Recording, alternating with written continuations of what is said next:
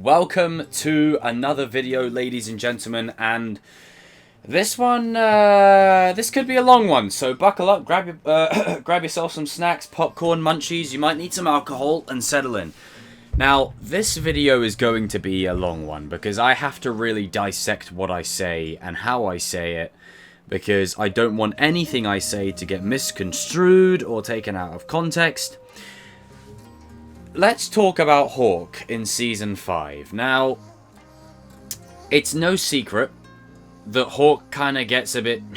I'm just going to call it as... He gets shafted, right? Let's just call it as it is. He gets shafted.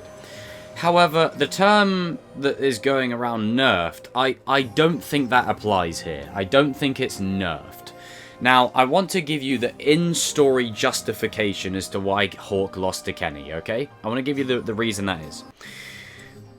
And I've said this on many of my live streams. The reason why Hawk lost to Kenny isn't anything to do with Hawk. It's to do with Kenny. And quite simply, before Hawk stepped up to the mat, Robbie told Hawk to take it easy. Because if there's two characters who know what Cobra Kai can do to a person, it's Hawk and Robbie. And you have to look at it from Kenny's point of view.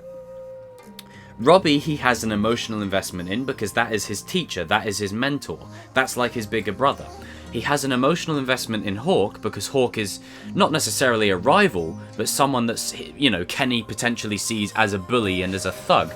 And he knows that Hawk is the champ, and now Kenny's got all this overconfidence, so he's trying to shoot straight for, you know, whoever is supposedly the top dog without fear.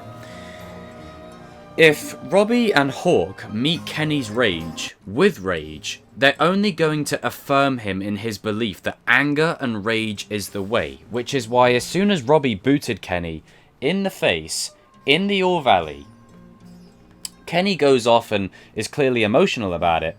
But when Robbie confronts him at the water park about it, Kenny's taking it in stride. He's like, no, you gave me what I needed. I needed that. If Robbie and Hawk continue to do that to him, it's just going to affirm Kenny's belief in what he's doing. However, now I've got that out of the way. In terms of Hawk this season, his arc to me was a little disappointing. I was kind of hoping that this is the season that they would have brought Sean in the mix. I was hoping that Hawk would have like a Clubber Lang type story going for him, where he's now the champion and then Sean is used. And hey, if you're going to put Sean in a Cobra Kai gi, there was no better time than now, because Kenny's in Cobra Kai, Robbie is on the other side of the fence. This would have been the perfect time to have an aggressor for Hawk to test the champion. And I would have loved Hawk to have like a Rocky 3 Clubber Lang type arc, where maybe that's how Hawk overcomes that journey by the end of the season, by having Robbie and Miguel and everyone else sort of training him and training with him. But the only memorable moments for Hawk this season for me was when he was teaming up with Dimitri in the finale, hacking, you know, the YouTube thing with Dimitri. And other than that, I'd say, and his hair color choices, and bonding with Robbie and protect the egg exercises, and then get it together, penis breath. Other than those few moments, Hawk didn't really do a lot this season. And again, I don't like to use nerfed and buffed because, you know, Cobra Kai is not synonymous with a video game. You know, characters don't just level up like that. I mean, they level up, but not like, oh, you're level 50, your strength is 100. No, that's not how Cobra Kai works. Cobra Kai is based on balance. And in that moment, Hawk's overconfidence and his arrogance is his undoing. And combining that with everything I said earlier on is the primary reason why Kenny lost. Now, if we want to be completely honest and we want to remove the nerd reason, then yeah, the plot screws over Hawk once again. And, you know, Hawk kind of regresses back to his Season 2 self, where he's kind of there just as a punching bag. And I didn't really like that. Now, the show has more characters in it than any other half-hour show in history. And I understand that you can't always give arcs, meaningful arcs to every character. But I felt like with Hawk, they just gave him something to do. And Hawk was only serviceable to Kenny. Which again, I didn't like. But I don't mind the initial idea of Kenny challenging Hawk. What I have a problem with is making that Hawk's whole purpose this season. I really thought Hawk was regressing back to his Season 2 self by... Even when they're doing the Protect the Egg exercise, and then Chosen's walking up to him, and Hawk's like, you want a piece of the champ? I'm like... I was really hoping that Season 4 would humble Hawk, and then in Season 5 we wouldn't get a repetition of the same crap that we've been dealing with for Season 1 and 2, which is Hawk being a jerk, you know, and that's exactly what we got again. And then it takes Robbie instilling the nuance to him, saying, you know, if anyone knows how Cobra Kai can turn you into an arsehole, it's you. Also, I'm an arsehole. Let's see, you attacked me and Sam at the mall, you broke Dimitri's arm, you trashed this entire dojo. Like, that was a great moment, that was a good scene. But I feel like Hawk just is kind of there this season. I feel like you could take out Hawk the same way that Dimitri was absent for it, and nothing would change. Like, I think most of the season plays out the same. The only things that would change is the confrontation at the water park and the fight qualifier. Other than that, I don't really see much of Hawk this season. He's just kind of there, and the only thing that changes about him is his hair colour. And wanting to have a fight with everyone. Like, every 2 seconds he wants to fight someone. He wants to have a fight with Chosen, then he wants to fight with Kenny, then he wants to fight with Robbie. Then it's just like, we're going back to Season 2 Hawk here. Like, why are we going backwards? You know, and this is turning into a bit more of a rant, because this is just how I feel with his character. He was just kind of shafted. Now, I do want to give a huge shout out to Hayden, who actually appeared in one of my recent live streams not too long ago. And I asked the question about Hawk. I said, you know, how come, you know, why did it play out like that? And the reasoning was that, you know, they have more characters in this show than any half-hour show in history. So it's some characters may get the short straw. But he reaffirmed and said that more to come. So with that being said, I think Hawk still has a lot of potential in his character. I think the most emotionally gratifying and satisfying arc for Hawk is done. I think his Season 4 arc will be the peak of Hawk, but I think we will still get some great Hawk stuff going forward. I don't think he was nerfed, but I do think he was shafted. And I know many other creators in the Cobra Kai space feel the same way. We're all kind of in agreement. But it is a shame, you know, that Hawk does get this kind of shafted treatment. But that naturally happens by proxy when you put Robbie and Tori on the same page as Miguel and Sam. Like, that was always going to happen. Hawk was always going to play second fiddle to those guys. Because if you think about all the seasons that Hawk shined in, right, let's go to Season 3. Season 3, the reason why Hawk shined so much is because he was the only one in the Cobra Kai dojo that we cared about. I mean, we care about Tori, but at that point, we only cared about her a little bit, because, you know, Saturday morning cartoon villain, no mercy! You know, and all that kind of stuff. Hawk was carrying that entire dojo on his back. Robbie was in juvie, then he ended up as a lone wolf. Miguel was recovering and, you know, getting his strength back to walk again, and, you know, finding a new place in Miyagi-Do, and then Eagle Fang, as it's now called. You know, there was a lot going on, you know, for the characters of Hawk the character of Hawk to flourish in Season 3. The groundwork was just, it was right there for him. With Miguel and Robbie out the picture, Sam and Hawk, they shone brightly. And then in Season 4, Miguel had his old arc with Johnny, and that was, you know, breaking his character down and wearing him thin, and then Robbie was, you know, fighting for the enemy. So it allowed Hawk to shine as Miyagi-Do's main dude, the underdog, you know, a guy that had it all taken away from him, and found a way to claw something back of his former self. So I think that's going to be the most emotionally heightened arc for Hawk you're ever going to see. I think from this point on, he's just going to be the cool guy with the haircuts, you know. I mean, I hate to say it like that, but I think that's what we got to be ready for. I still think he'll get a lot to work with. Jacob Bertrand is a fantastic actor, and even in Season 2, when he was being tossed around like a rag doll, there's always that one scene that I freaking love where it's a flashback of him and his mum, and she's giving him cookies, and then, you know, she's getting the school to make an announcement about the bullying.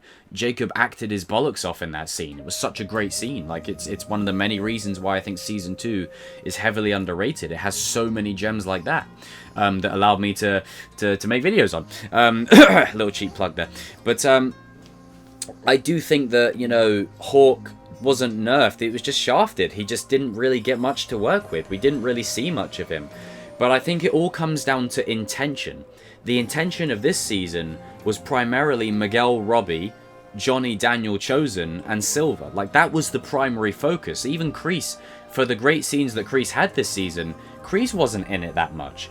And I think that just happens by proxy when you get a cast this huge. The cast is so big now that I think you can start trimming some characters off. Like, I think we're at a point now when if we got the Sekai Taikai around the corner, we don't need every kid in that tournament. We do not need... You need Miguel? 100%. 100%. You need the next Karate Kid. Robbie Keane? You need the Bloodline Kid? You need him. Tori, Queen Cobra? Yes, you do. Sam, Bonsai Badass? Yes, you do. Hawk and Dimitri, Binary Brothers? You need them.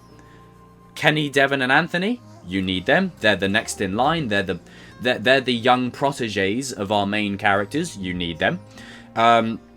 Maybe you could bring Sean and Kyler in as enforcers, because Kyler, as much as he talks a lot of crap, he can fight here or there, and he's a good, you know, and Joe's just funny. Sean could be a good tank for the team and a good brawler. However, everyone else, like, you keep Chris maybe, because he's loyal, unlike his snaky friend Mitch, who we can cut out the show. We don't need him. Nate and Bert, they don't really serve much purpose other than being C-3PO and R2-D2. Like, it's there's some characters that we can really reduce. Not necessarily cut out the show, but I think reduce them to a smaller role where they're borderline cameos. You don't need all these characters to have much screen time anymore, because the focus is... You've also got to look at it like this way. The show from Season 1 has had 2 separate dojos that have built themselves into 2 armies. Then there was a 3rd faction added, right? Then there was a power struggle. Then there was multiple veteran characters being brought in. The cast list is such an ensemble now, and with the potential of even maybe Sean Kanan coming back next season, and then Yuji as Chosen next season coming back, potentially Julie Pierce coming back down the line, it's only going to get bigger. So I think we have to prepare ourselves that some characters are just going to get shafted from this point on. Not necessarily to the point where they have no arcs, but I think some characters will definitely get a short straw where they're not the focus, and they might get a decent arc or hit here or there, but it won't be anything spectacular. In regards to just rounding off this video, because I've rambled on long enough, in regards to Hawk this season, I don't dislike his arc. I don't hate his arc. It's not what I would have done. It's not what I would have done for his character at all. I think the Hawk and Kenny stuff, that was fine. I don't have a problem with that. I think the problem is everyone's latching onto that as the problem, when in essence, that's not the problem at all. The Hawk and Kenny stuff, that has nothing to do with it.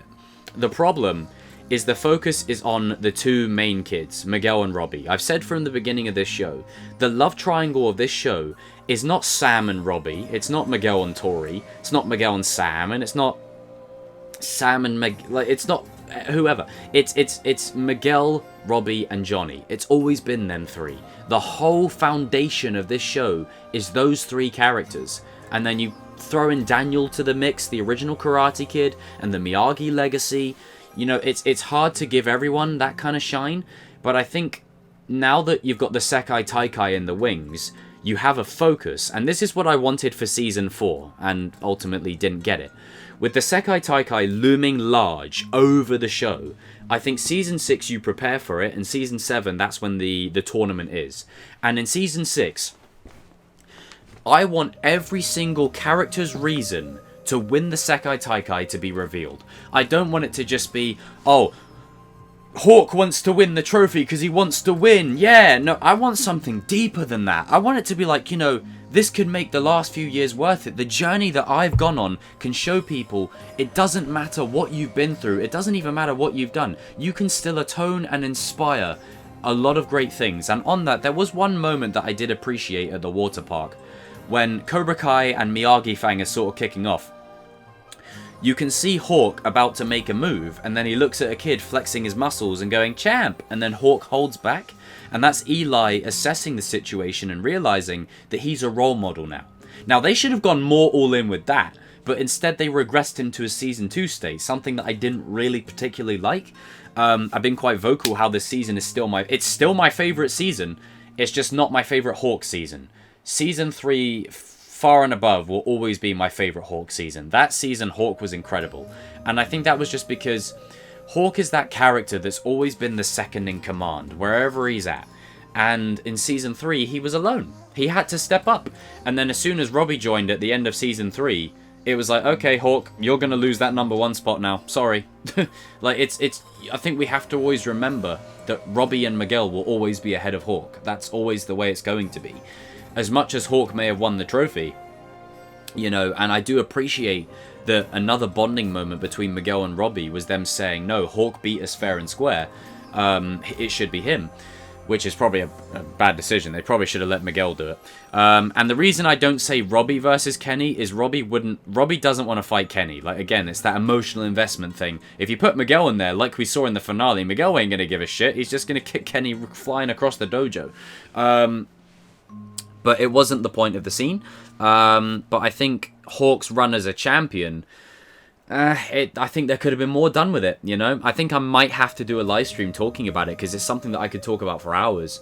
But I don't want to harp too much on the negative. I still really enjoyed this season. I thought Jacob Bertram, with what he was given, did a great job.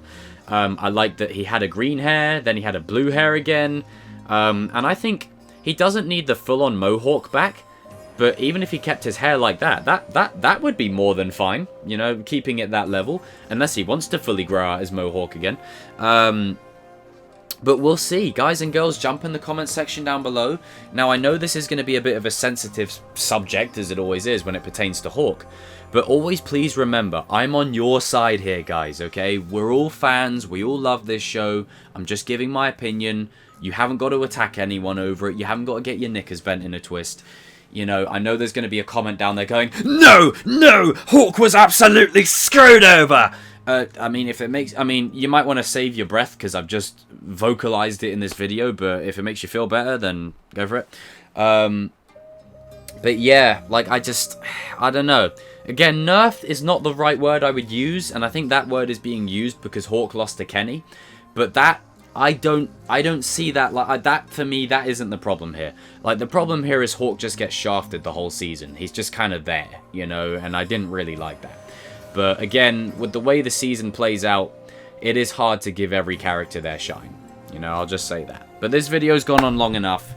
Guys and girls, I'll see you down in the comment section below. We're marching forward to 8K over here, so if you haven't subscribed, make sure you do, and I will see you all in another video soon. Call it with the nerd shit. I just want to throw this one line in as well that I absolutely loved, is it showed Eli's growth and maturity, is that, you know what, that's life. You win some, you lose some, but you gotta move on. You never did. Yeah, just wanted to throw that in at the end.